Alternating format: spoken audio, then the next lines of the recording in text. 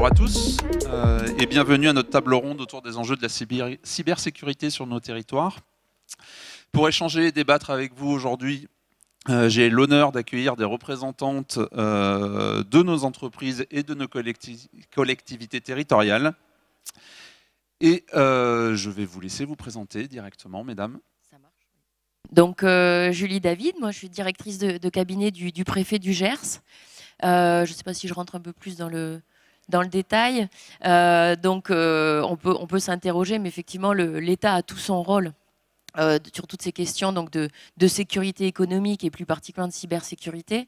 Dans mes missions, évidemment, je travaille sur toute la partie communication, représentation de l'État, tout ce qui est plus question politique, mais aussi sur la partie sécurité au sens large, sécurité civile, sécurité publique, gestion de crise et la cybersécurité et dorénavant, enfin voilà, c'est indispensable de l'intégrer dans la gestion de crise au quotidien, qu'il s'agisse de collectivités ou d'entreprises. Voilà, je ne vais pas faire plus long, je détaillerai un peu plus après. Corinne Trébos, donc moi je suis directrice système d'information au Sicoval. C'est une communauté d'agglomération sud-est de Toulouse, ça va de Ramonville jusqu'au Lauragais.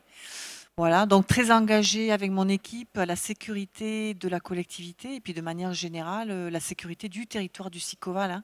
Voilà, on en parlera tout à l'heure de manière détaillée. On a un projet de territoire et de résilience avec nos communes. Donc Cathy Noiret, je suis adjointe au responsable sécurité de la mutualité sociale agricole, qui est donc la sécurité sociale de la population agricole, les exploitants, les salariés agricoles.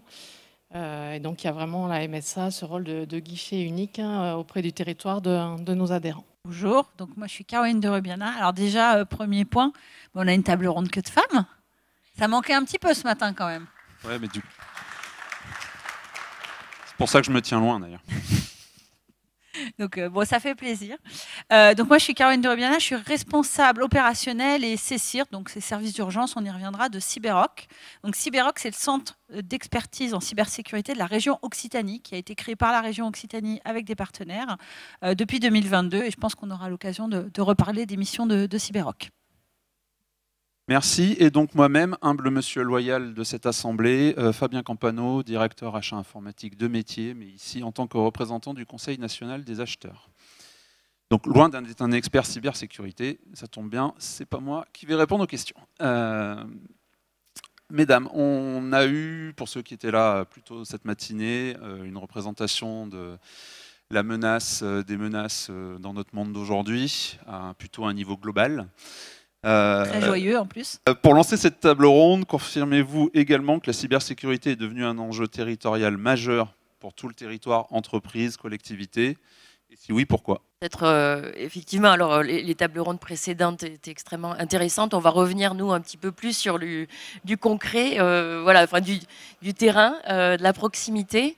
Donc l'intelligence économique, comme on l'appelait avant, la sécurité économique, donc c'est devenu une politique évidemment gouvernementale prioritaire que nous sommes chargés de mettre en place dans tous les territoires. Donc ce dont je vais vous parler, c'est ce qui est censé être en place dans l'ensemble des départements. Mais ce qui était intéressant, et je vous remercie encore pour la mêlée pour cette invitation, c'est que du coup moi je représente plutôt un territoire rural, mais la ruralité c'est quand même plus de 90% du territoire, notamment en Occitanie.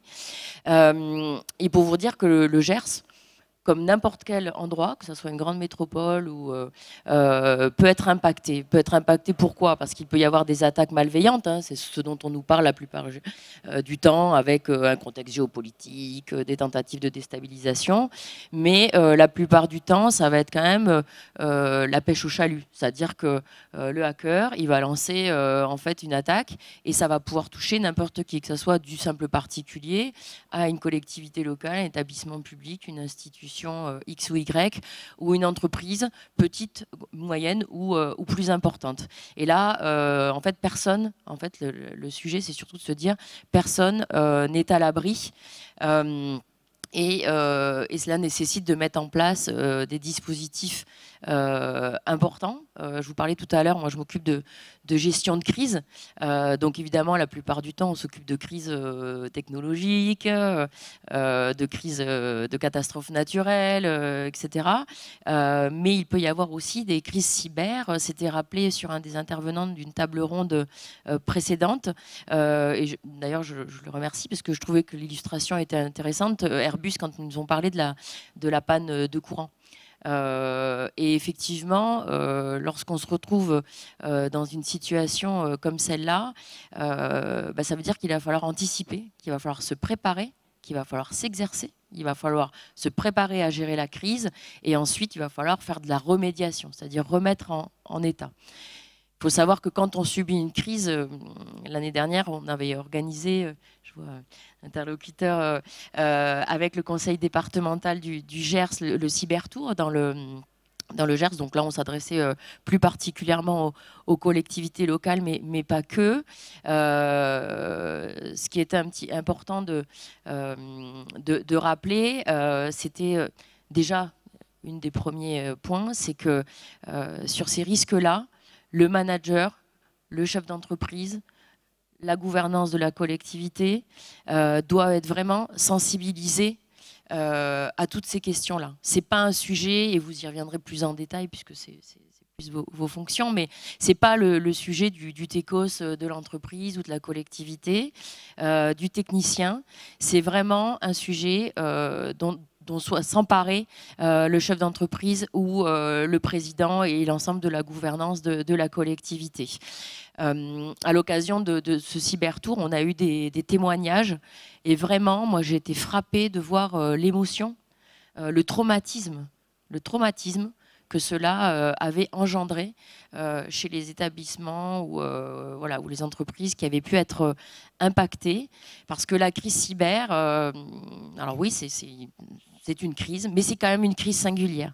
C'est une crise qui est d'une violence extrême, qui est extrêmement opaque, qui est extrêmement difficile à comprendre, qui est complexe et qui peut engendrer une grande désorganisation et avec des délais de remise en route qui peuvent être très très longs. Donc il faut vraiment s'emparer du sujet et ne pas attendre, et c'est trop souvent le cas, d'avoir été attaqué ou d'avoir été victime d'une tentative d'attaque pour commencer à s'intéresser au sujet.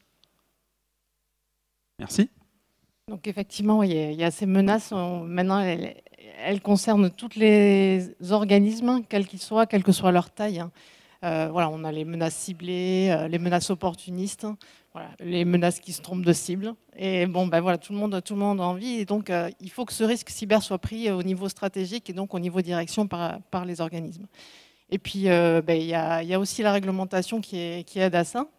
On a la directive NIS 2 qui va concerner près de 15 000 entités en France, et dont un des piliers sur la gouvernance, c'est le fait que la direction soit vraiment partie prenante dans la gestion des risques cyber. Alors, pour rejoindre mes partenaires, du coup, le Sicoval, en fait, c'est aussi un territoire très agricole, globalement. Donc, avec des communes qui sont de petite taille et qui sont quand même désemparées par rapport à tout ce qui se passe aujourd'hui sur la cybersécurité.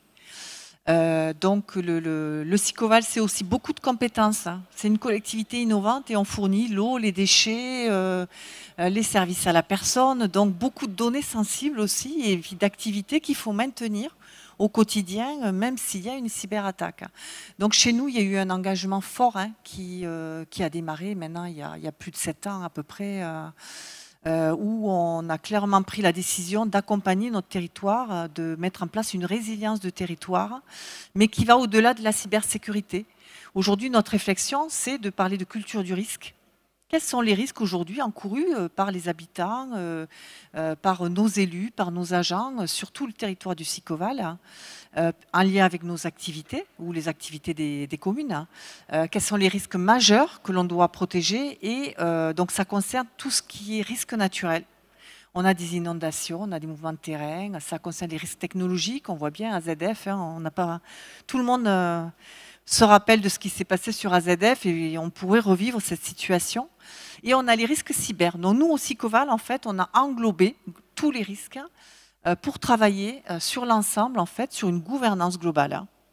mise en place d'une gouvernance globale, d'une méthodologie globale, avec un pilotage, une comitologie globale, avec derrière mettre en place une communication à nos habitants aussi, qui soit globale. On a retrouvé beaucoup de similitudes, quels que soient les risques, et on a fait le choix de travailler sur une méthode commune.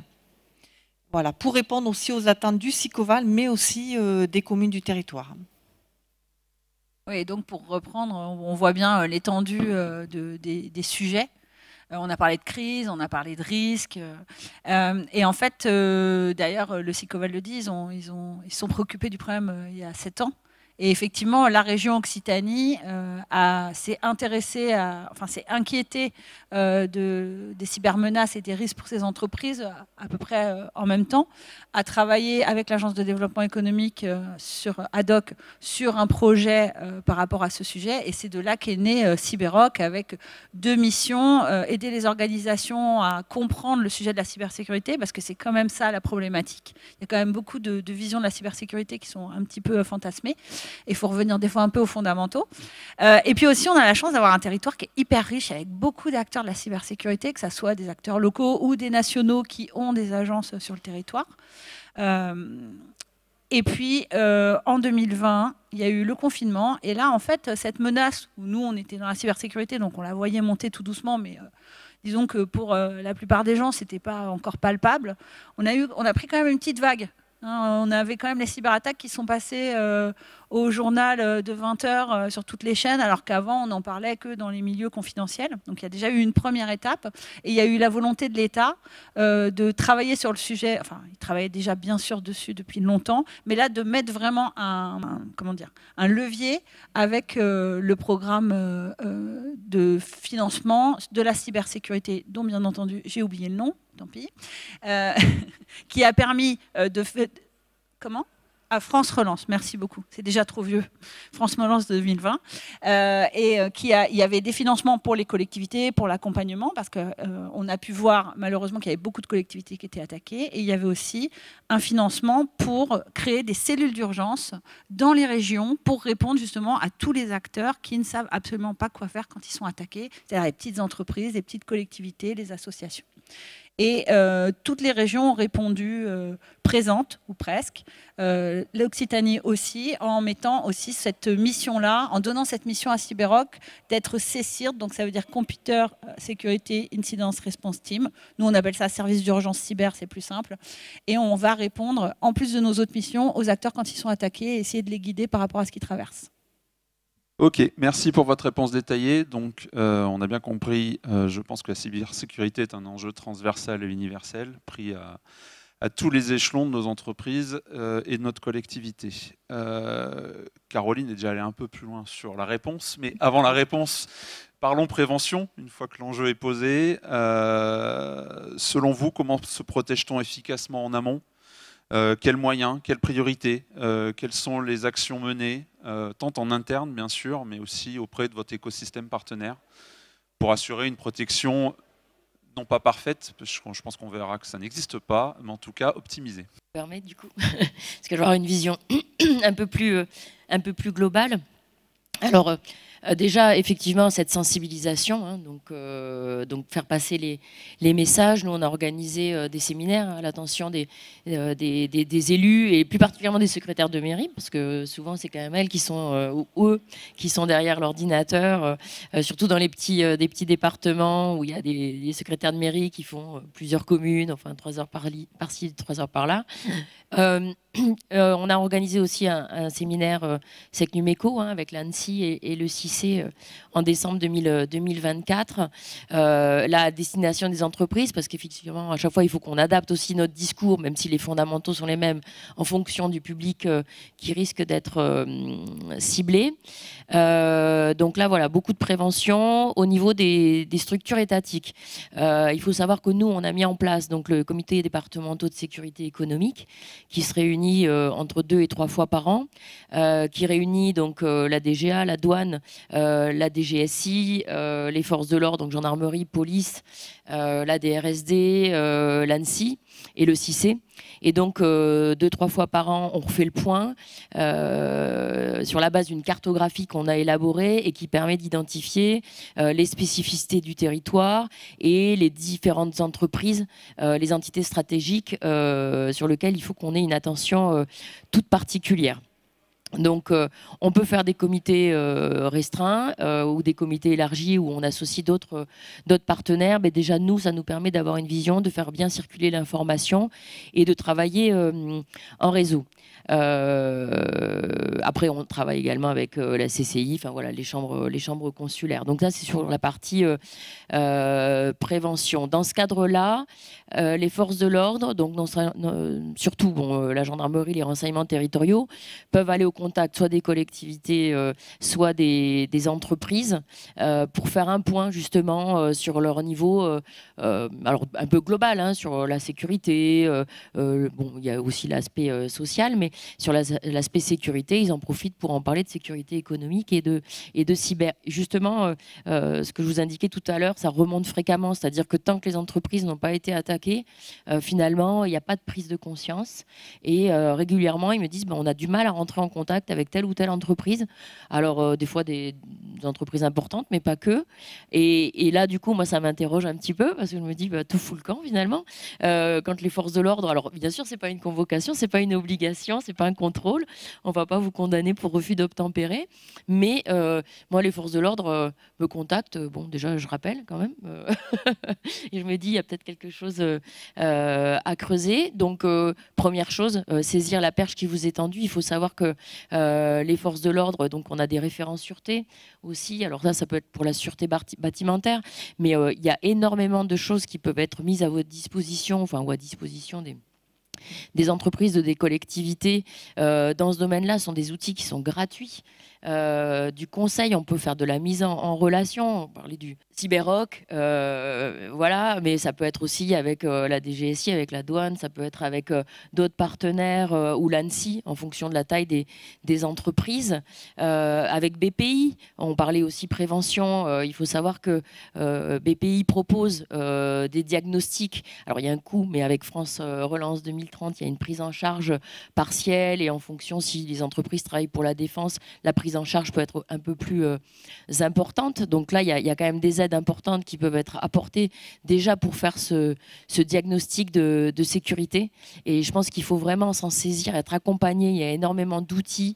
Le pôle d'excellence cyber, hein, l'amiral Coustilière qui était là tout à l'heure, il y a beaucoup de documentation qui peuvent donner des clés.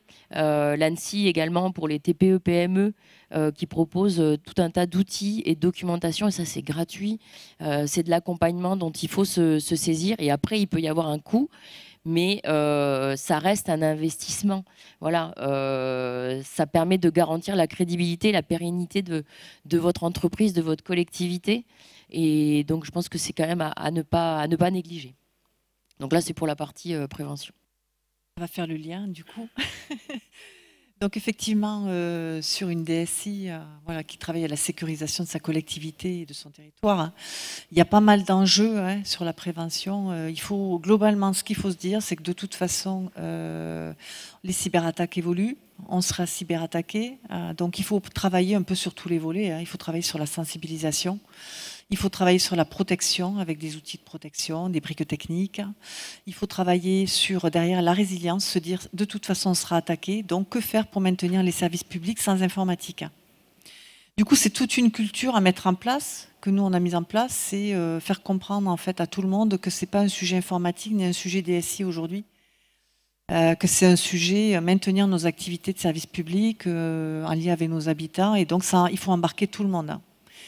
Voilà, donc nous on a travaillé un peu sur tous ces volets-là, et sur le volet sensibilisation, effectivement, on a la chance en Occitanie d'avoir énormément de partenaires en fait sur qui s'appuyer pour sensibiliser sur différents volets. Nous on a nos délégués de de l'ANSSI qui sont venus expliquer à nos élus, nos agents, le contexte, les cyberattaques, les enjeux.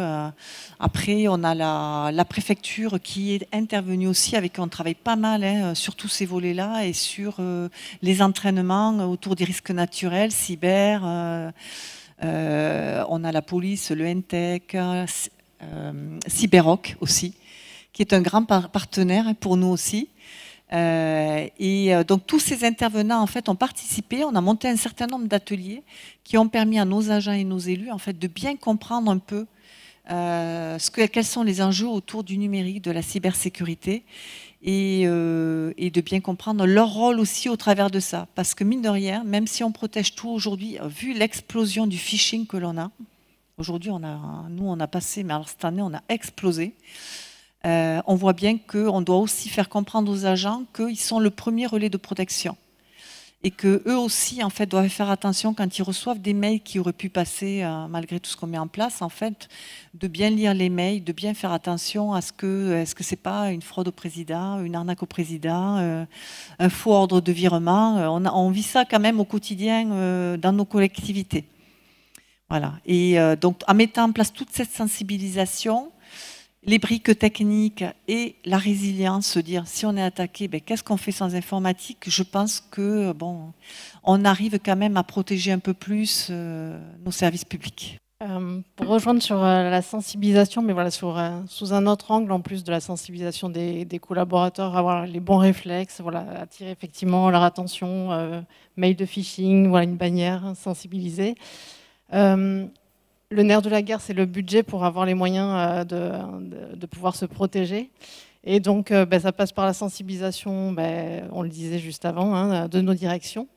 Et donc, par rapport à ça, à l'échelle du territoire, on avait organisé en janvier dernier sur la région un événement qui visait à sensibiliser autour des organismes de la sécurité sociale locaux, qui a invité les directions et puis les acteurs de la sécurité, leur présenter les enjeux, la menace, les organisations avec les CERT, le CERT, Cyberoc.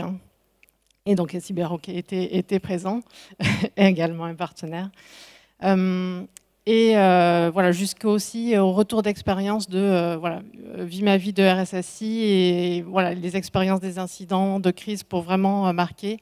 Et voilà, c'était vraiment l'occasion pour tous ces acteurs de se rassembler, partager sur ces sujets et vraiment prendre la conscience. Et je vais peut-être sur un autre sujet, puisqu'il y avait la question des partenaires, des fournisseurs.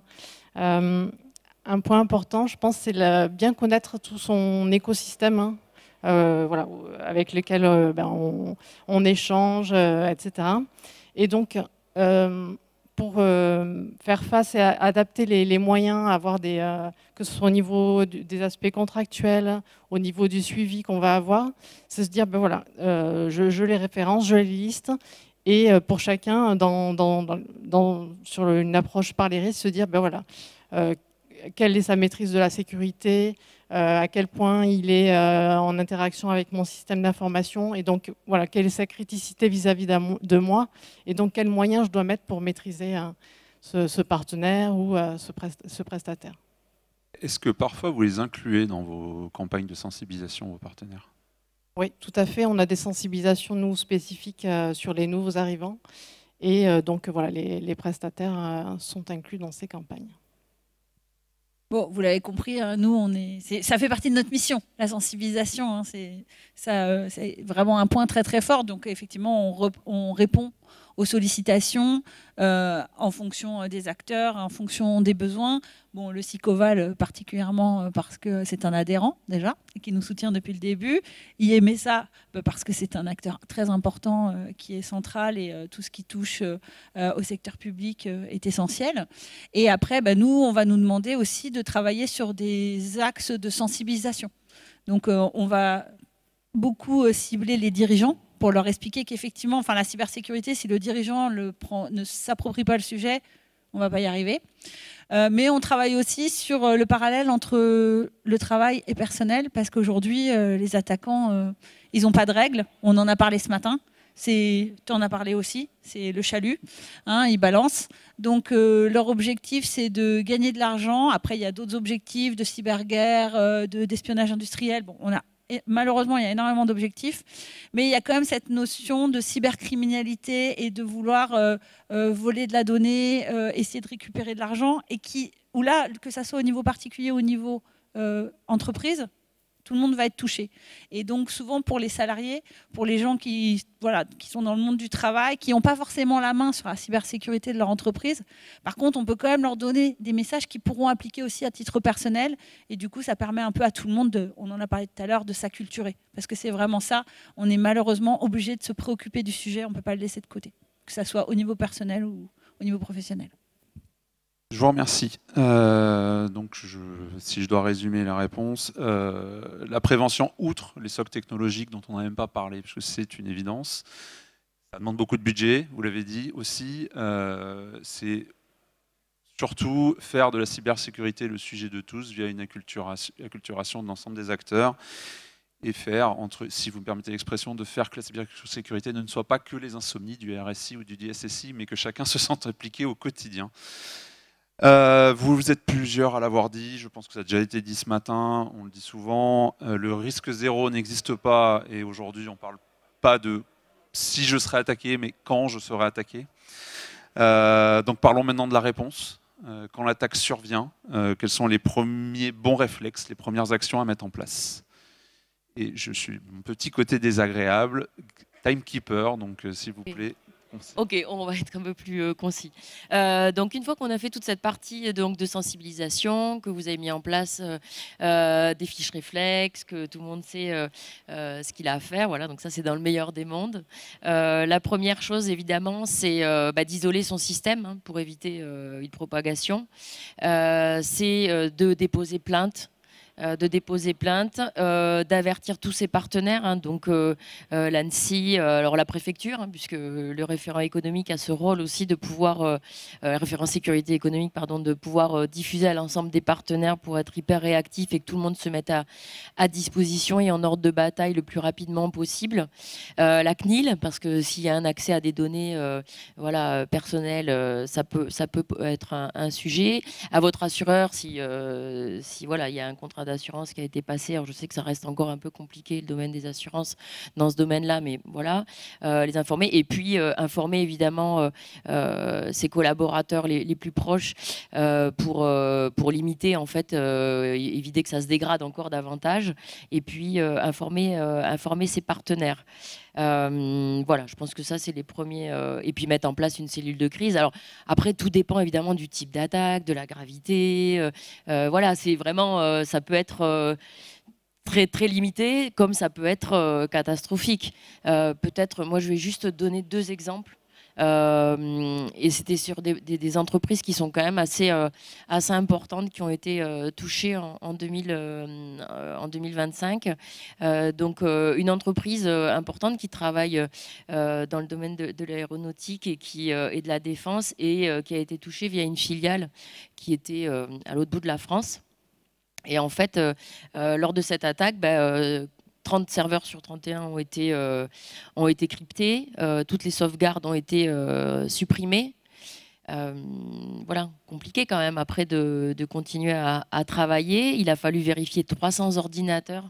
Voilà, vérification physique de 300 ordinateurs pour pouvoir éviter que ça se propage et voir quel ordinateur était infecté ou pas, etc. C'était un rançongiciel, hein, c'était Lynx qui avait attaqué cette entreprise. Mais voilà, c'est compliqué. Les entreprises qui font plus de 20 millions d'euros de chiffre d'affaires chaque année, plus de 150 salariés. Voilà, j'en dirai pas plus, parce qu'il faut quand même que je garde l'anonymat pour l'entreprise. Mais c'est compliqué. Et au bout d'un mois, ils avaient récupéré qu'à 50%.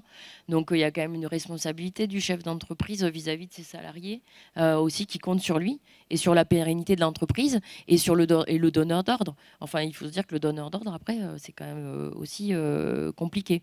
Donc voilà, je rappelle souvent qu'on est des colosses au pied d'argile.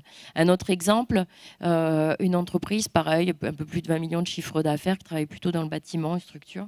Et là, c'était une pièce jointe infectée qui a été envoyée par mail, qui a été ouverte. Et donc, le hacker, en fait, lui, ensuite, il a fabriqué des faux mails et un faux nom de domaine aussi.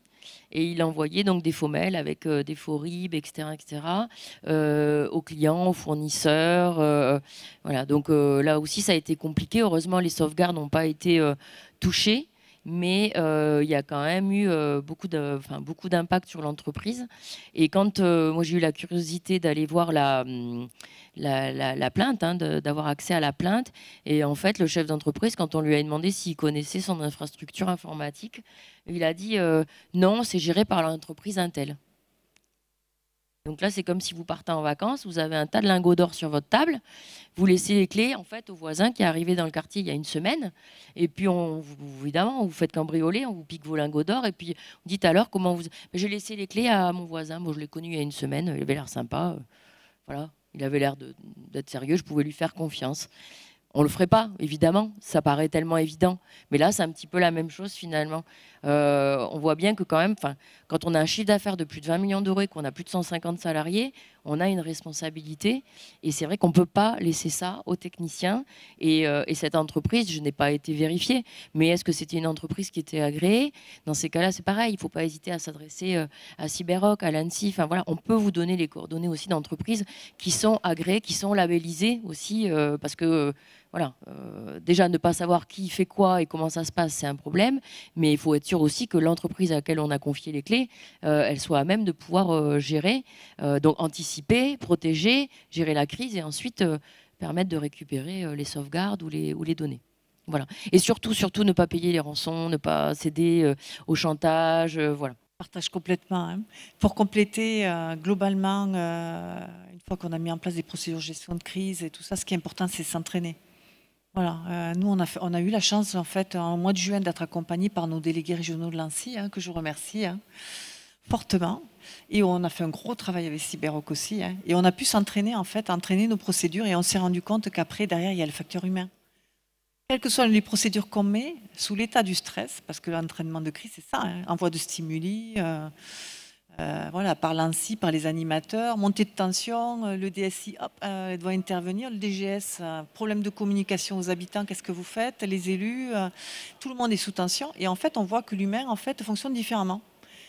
Voilà, et que du coup, on doit soit faire un rétexte et puis réadapter nos procédures, soit se dire, mais mince, en fait, on fonctionne différemment et donc on doit s'entraîner pour être habitué à tout ça. Ça, c'est vraiment important, l'entraînement. Voilà. Le deuxième volet, donc nous on a travaillé des PCA métiers, des plans de continuité d'activité métier. On a des PCA informatiques aussi, hein. Mais on sait bien que si un jour on est attaqué, en fait, il faut quand même, il y a le temps d'analyse de l'attaque, le temps de redémarrage des services. On a des services en lien avec la population, portage de repas, soins infirmiers. Derrière, les enjeux, c'est la santé hein, quand même de la population. Donc on se doit de maintenir ces services et donc on a travaillé des plans de continuité d'activité métier. Les services métiers peuvent fonctionner sans informatique et maintenir les services publics. Voilà. Et juste une anecdote, on a eu l'occasion de tester en fait certains PCA métiers mais sur des contextes qui n'étaient pas du tout cyber et du coup ça a été quand même un résultat très positif et valorisant pour nous, mais collectivement, hein, pas que la DSI, hein, toute la collectivité. Parce qu'on a eu, il y avait des problèmes de réseau, d'eau, des travaux, pelleteuses, coupage de fibres. Ça a été évoqué ce matin aussi, qu'on peut rencontrer ça. Et donc, du coup, on s'est retrouvé en fait avec plus d'informatique sur les services sensibles, voilà, notamment les soins infirmiers, soins à domicile et portage de repas.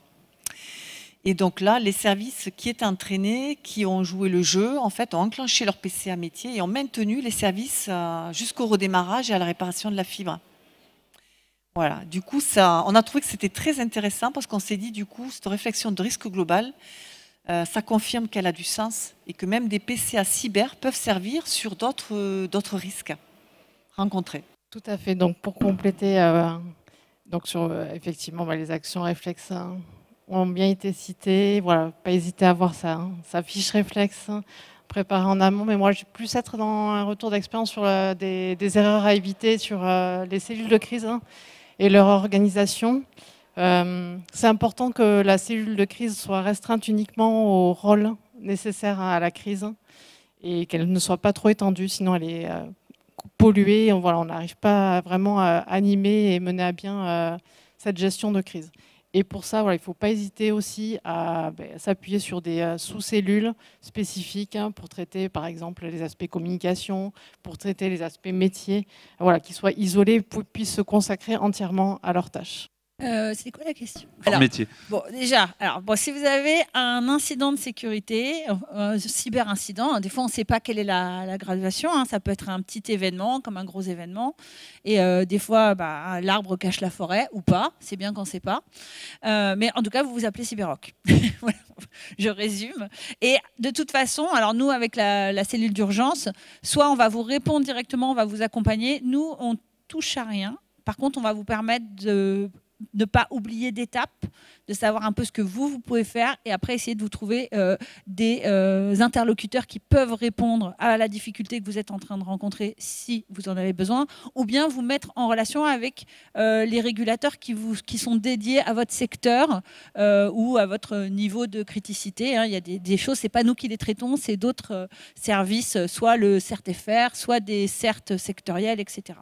Et pour revenir sur ce qui a été dit précédemment, un petit détail, en fait, l'ANSSI, tout le monde sait ce que c'est que l'ANSSI. Personne répond? Ça veut dire que vous ne savez pas? Ah, pardon, je ne vois pas bien. Donc, l'ANSSI, en fait, appelle ça une crise d'origine cyber. Ils disent bien, la crise cyber, ça n'existe pas vraiment, c'est une crise. Voilà. Et en fait, on voit bien avec cette histoire de PCA qui en fait a servi à un cas qui n'est pas un cas cyber, que la crise c'est plus global et évidemment on la prépare avec une vision d'origine cyber, mais une crise, il y a des guides que l'ANSSI a fait qui sont vraiment très très bien sur la gestion de crise, etc. Et justement, la semaine dernière, l'ANSSI a organisé un événement de gestion de crise au niveau national qui s'appelle Rempart 25 et où on a eu la chance de participer, d'animer 3 cellules de crise. On a fait venir des gens des entreprises, des collectivités. Et ils ont joué le jeu toute la journée. Nous, on ne faisait que distribuer les stimuli, on ne disait rien. Et on observait comment les gens réagissaient. Et ça a été vraiment très, très intéressant sur justement la répartition des rôles, comment les gens se mettaient dans le jeu et réfléchissaient à tout un ensemble de choses. Parce que dans une crise, alors il y a le problème de l'informatique qui ne fonctionne plus, mais il y a tous les risques psychosociaux sur les salariés, la désorganisation, la non-production, enfin tout un ensemble de choses qu'il faut prendre en compte. Donc effectivement, l'exercice de crise, c'est vraiment très intéressant pour prendre conscience aussi des difficultés qui peuvent arriver. Merci. Donc une réponse structurée, ciblée, rapide. Et tant qu'à faire, si vous me permettez la comparaison, on s'entraîne comme on s'entraîne à faire des exercices incendie régulièrement, avec ces plans de continuité d'activité internes, avec les prestataires. Mais d'ailleurs, sur le risque incendie, personne ne se pose de questions. Tout le monde met des extincteurs, personne ne les utilise, on espère, on croise les doigts, et tout le monde fait l'exercice de sortir dehors dès que ça sonne, etc. C'est la même chose pour la cybersécurité. Il faut que ça soit la même chose. Merci. Vous avez parlé toutes autour de cette présentation de coopération entre les entreprises, les institutions, les collectivités. Comment on peut est-ce qu'il y a encore besoin de renforcer cette collaboration? Comment? Alors oui, parce que je pense que c'est encore très très inégalement développé sur l'ensemble du territoire. On voit trop souvent en fait que voilà, même si ça reste, si c'est une obligation, même si c'est censé être mis en place partout, ça reste aussi lié souvent à l'appétence qu'on peut avoir pour la matière. Donc ça peut être voilà, et en fonction des partenaires, voilà, est-ce qu'ils se saisissent de la perche ou pas. Bon, enfin, ça se structure quand même de plus en plus et de mieux en mieux. Nous, c'est vrai qu'on a bien développé notre réseau. En plus, dans les chambres de commerce et d'industrie, maintenant, il y a un référent aussi sécurité économique. Donc ça, c'est essentiel parce qu'on n'avait pas forcément non plus des partenaires ou des référents identifiés dans toutes les structures. Et là, j'ai envie de dire, voilà, pour la partie préparation, alors qui prend beaucoup de temps parce qu'on voit bien que le niveau d'acculturation, il est vraiment très inégal. Enfin, voilà, c'est un peu compliqué. Pour certains, on part de très loin, d'autres sont déjà au top, mais il y a encore des risques de faille, notamment par rapport aux sous-traitants. Enfin, voilà, sur des gros groupes, on va dire qu'il y a moins de risques, mais peut-être que la problématique viendra du sous-traitant. Sur la gestion de la crise en tant que telle, Je pense qu'on a les réponses, en tout cas, si tant est que la préparation était quand même à peu près correcte. Peut-être que là, maintenant, où on doit travailler le plus aussi, ça va être sur la remédiation, parce que là, ça va peut-être des fois prendre beaucoup de temps. Donc on parlait de la cellule de crise des PCA, mais donc ça veut dire tenir aussi dans la durée, qui peut être plus ou moins longue, et peut-être travailler, alors, surtout sur le volet entreprise, c'est vraiment beaucoup plus travailler avec le secteur privé, pour qu'il s'empare du sujet, parce que c'est l'interlocuteur quand même naturel. Je pense par exemple à la CCI. On va travailler là-dessus. Là, ça fait partie des projets pour vraiment que ça soit l'interlocuteur identifié et voir comment ils vont pouvoir monter en compétence sur l'accompagnement à offrir aux entreprises. Et nous, de notre côté, on va aussi faire le point avec nos partenaires classiques, hein, que ce soit les finances publiques, que ce soit la dette PP, donc la direction qui s'occupe plus du travail et de l'emploi, parce que comme on le disait tout à l'heure, comme pour n'importe quelle crise, si votre entreprise est victime d'un incendie ou de toute autre catastrophe, il peut y avoir du chômage partiel, il peut y avoir un plan social avec peut-être derrière des redressements, peut-être demander aux finances publiques des reports de charges. Enfin voilà, donc c'est des outils qui existent en fait déjà, mais il va falloir avoir le réflexe de les utiliser ou de s'en saisir et que ces directions se mobilisent aussi. Donc là, on a aussi un travail, nous, en interne à faire pour ce type de situation finalement. Voilà. Donc ça, c'est pas forcément encore voilà. Donc ça, mais voilà, ça fait partie des projets. On n'a pas encore fini de travailler sur ces sujets-là. Alors moi, je vois deux types de collaboration territoriale. Hein. La collaboration déjà qui existe et qui est forte. Hein.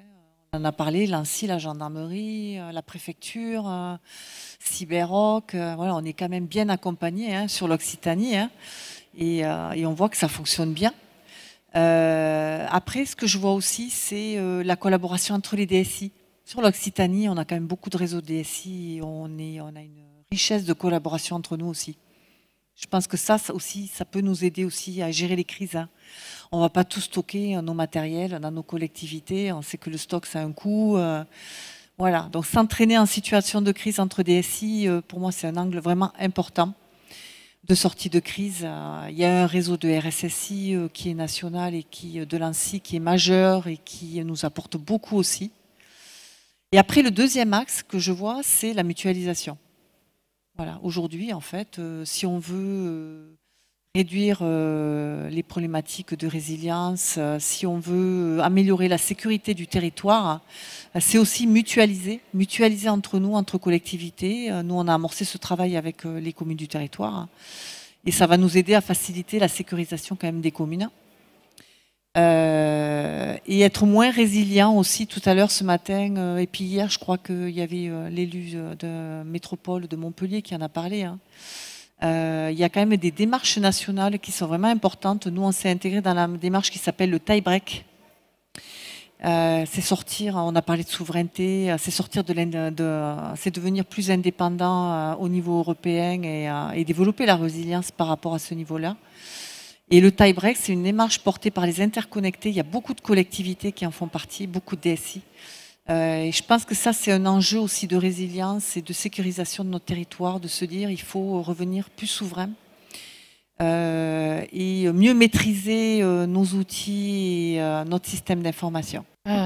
Ensemble, on est plus fort, hein. C'est clair. Donc, nous, à la MSA, on est une organisation institutionnelle, donc de niveau national. Hein. Du coup, nous, on est rattaché à un CERT sectoriel, hein, qui est le CERT social qui a été créé il y a un peu plus de 2 ans et demi. Et voilà, qui a vraiment un apport sur la veille, hein, concrètement, puisqu'on y retrouve la Caisse nationale d'assurance maladie, l'assurance vieillesse, hein, les allocations familiales, l'URSSAF, Caisse nationale et la MSA. Et donc voilà, chacun partage sur les événements qu'il observe chez lui en termes d'attaque, hein, de vulnérabilité. Et donc voilà, c'est un vrai plus par rapport à ça, que ce soit au niveau organisationnel entre RSSI ou au niveau opérationnel avec tout ce qui est partage des indices de compromission. Et également tout ce qui est coordination, et c'était un des premiers objectifs de ce CERT social, hein, c'est vraiment la coordination en cas d'incident et de gestion de crise entre les acteurs, que ce soit un incident majeur rencontré dans un des organismes ou dans plusieurs organismes. Donc vraiment important, et voilà, c'est dans l'esprit de mutualiser aussi les services. Pour nous, notre mission justement, c'est de contribuer, de renforcer les collaborations entre les acteurs du territoire, de faciliter, d'aider.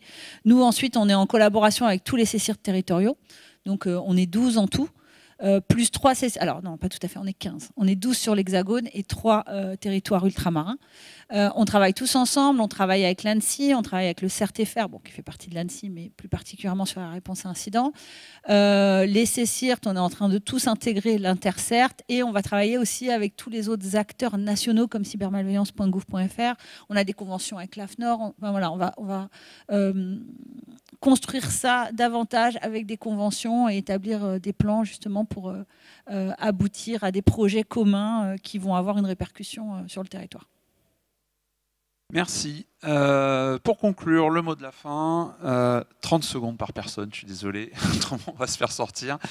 Quelle perspective et message clé pour l'avenir de la cybersécurité territoriale? Alors moi, j'aurais juste un complément à apporter. Aujourd'hui, il faut aussi préparer le futur, les jeunes générations.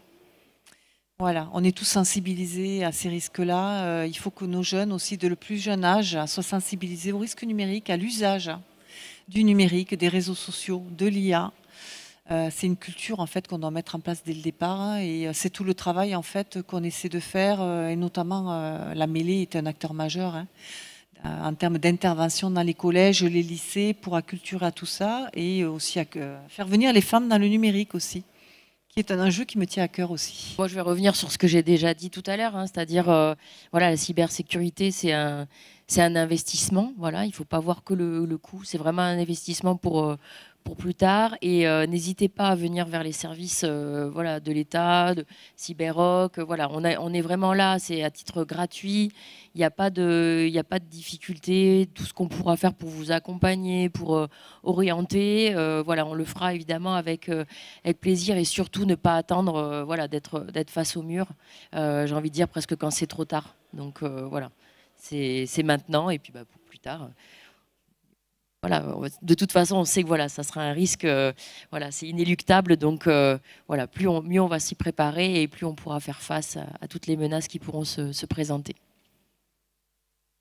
Dans l'objectif voilà, d'être efficient, mettre l'effort là où il faut, voilà, ne pas hésiter à s'appuyer sur l'approche par les risques, et voilà, pour adapter, mettre l'effort et l'investissement au moins il faut, là où il faut. Je pense que voilà, ça c'est un point essentiel. Alors moi, je reprendrai un petit peu ce qu'a dit Corinne. C'est il faut que vous compreniez le numérique. Comme ça, vous comprendrez un peu mieux la menace, parce qu'il y a beaucoup de gens qui manipulent le numérique et en fait, qui ne comprennent pas du tout comment ça marche derrière.